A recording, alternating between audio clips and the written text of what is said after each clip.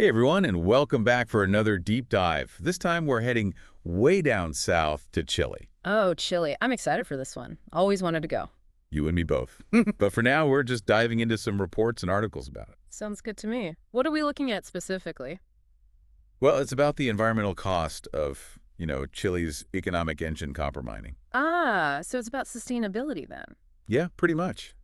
And there's this whole other thing about mountains of clothing waste piling up in the Atacama Desert. Wait, what? Mountains of clothing. Yeah, we'll get to that. Okay, now I'm really intrigued. So where do we start? Let's start with this Chuquicamata mine.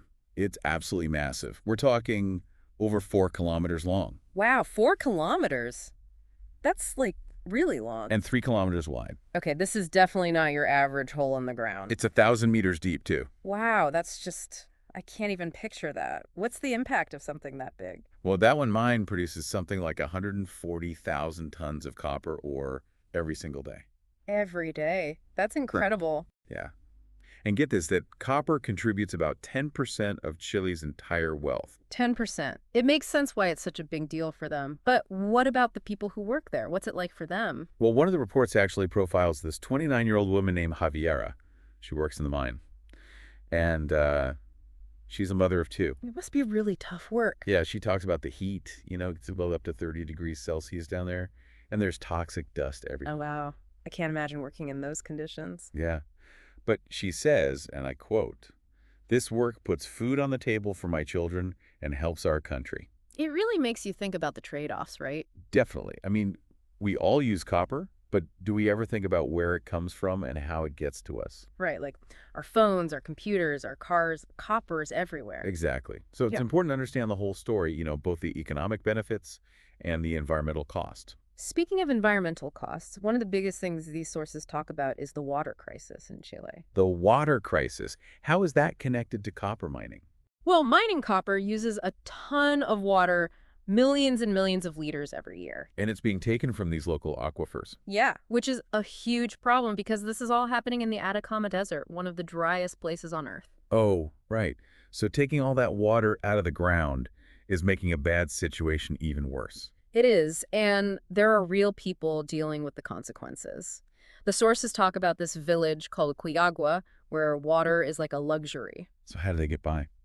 Well, families like Camila and Letty, they have to ration every single drop. That must be incredibly stressful. Yeah, imagine not having enough water to drink, cook, or even bathe. And the government water rations they get aren't enough. It's just not enough. And it's all connected to the mine's water usage. Wow, that's really eye-opening. Yeah, it's causing all sorts of problems, desertification, farmers struggling to grow crops, you name it. It seems like this water crisis is impacting everything. It really is. And you know what's interesting? This water crisis is also tied to the mountains of clothes we were talking about earlier. Wait, seriously?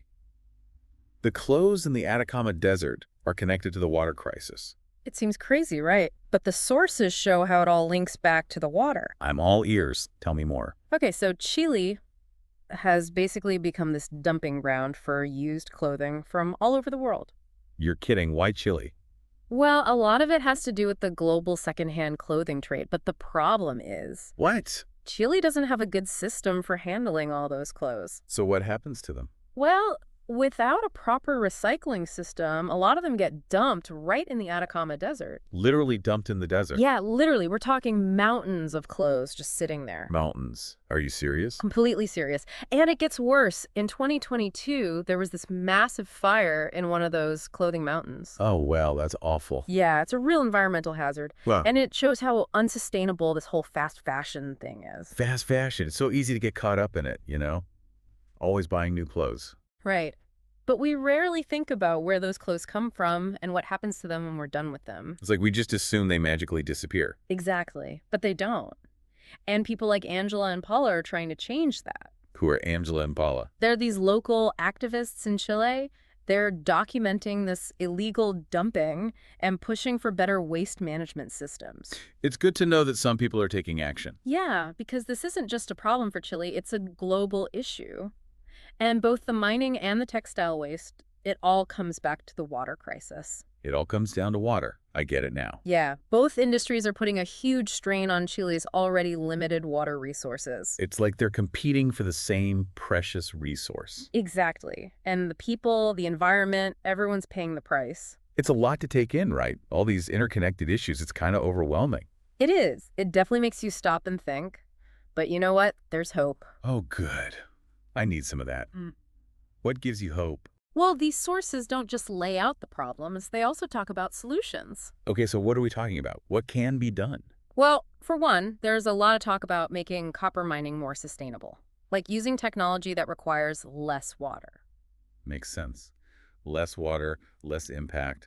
But what about those mountains of clothes? Yeah, that's trickier. For that, we need a whole new system. What do you mean? Recycling. We need a real recycling infrastructure for clothes in Chile. Yeah. Something that can handle all that waste. So instead of it ending up in the desert, it could be turned into new clothes. Exactly. Or even other products. The technology is there. We just need to implement it. That would be amazing.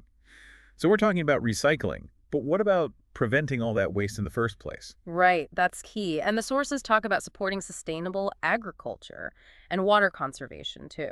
So basically, helping those local communities become more resilient. That's the idea. But we also have to look at our own role in all of this. You mean as consumers? Yep. Our choices matter. What we buy, how much we buy. It all adds up. You're right. We need to be more mindful. Support those brands that are doing things the right way. Exactly. Quality over quantity. And we can all be advocates, too. How do you mean? Well, we can support those organizations that are working on these issues and talk about it, with our friends and families. Make it a conversation. Spread the word. And what about policies? Can we do anything about that? Definitely. We can contact our elected officials, tell them that we care about these issues. Like you said before, even small actions can make a difference. Right. Every choice, every voice, it matters.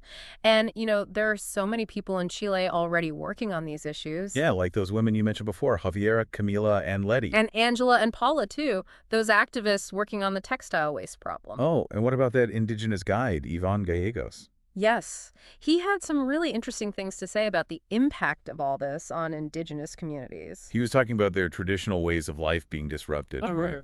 Yeah, it's heartbreaking. It's a reminder that these environmental issues have deep cultural roots, too. Wow, it's just layer upon layer, isn't it? It is. But, like we said, there's hope. And finding that balance between economic growth and environmental protection. That's key for Chile's future. It's got to be about more than just profits, right? It's got to be about people and the planet, too. 100%. But this isn't just about Chile, is it? What do you mean? These are global challenges: water scarcity, environmental degradation, social inequality. We're seeing it everywhere. So what does that mean for us, for our listeners? It means we're all part of the solution. Even if we don't live in Chile, our choices make a difference. So keep learning, keep asking questions. And keep the conversation going. So we've talked about copper mining in Chile and that water crisis and those mountains of textile waste. What's the bottom line here? Yeah, it's a lot to process. And honestly, kind of heavy, right? Yeah, you start thinking about these global problems, and it's easy to feel, I don't know. Overwhelmed. Exactly. Like, what can one person even do? That's a common reaction for sure. But these issues, the water scarcity, the environmental damage, it's happening everywhere. So it's not just a Chile problem. No, it's global. And that means we all have a part to play in fixing it. Okay, but how? Where do we even start? First off, just being aware of these issues is huge. Understanding, the impact of our choices as consumers. So it's about being a conscious consumer. Yeah.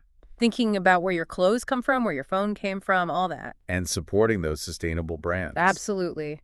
Choosing quality over quantity. And, the classic reduce, reuse, recycle, that still makes a difference. It all adds up. Yeah. Okay, so that's on an individual level, but how do we make change on a bigger scale? Well, we can support those groups that are already fighting for change, those environmental organizations. Right. Donate to them or volunteer with them. Exactly. And talk about these issues with friends, family. Make it part of the conversation. Get people thinking. And I guess we can also contact our politicians, let them know that this matters to us. 100%. Make your voice heard. Because all those voices, all those individual actions, they add up to something bigger. So it's about creating that ripple effect. Yeah, Yeah. exactly. And never stop learning, you know? Yeah. The more you understand these issues, the more you can make a difference. So knowledge is power. It really is. Well, we've covered so much in this deep dive. It's been eye-opening, that's for sure. It really shows how interconnected everything is, Yeah. right? The choices we make here can have an impact all the way over in Chile. And vice versa. We're all in this together. So what's the big takeaway? What do we want our listeners to walk away with? I guess it's that we all have a role to play in building a more sustainable future. No matter where we live, no matter who we are. Exactly. We can all be part of the solution. I love that. Well, thanks for joining us for this deep dive into Chile. It's been a journey. It has. We hope you learned something new and that you're feeling inspired to take action. And don't forget to keep exploring, keep learning. And keep diving deep. We'll see you next time.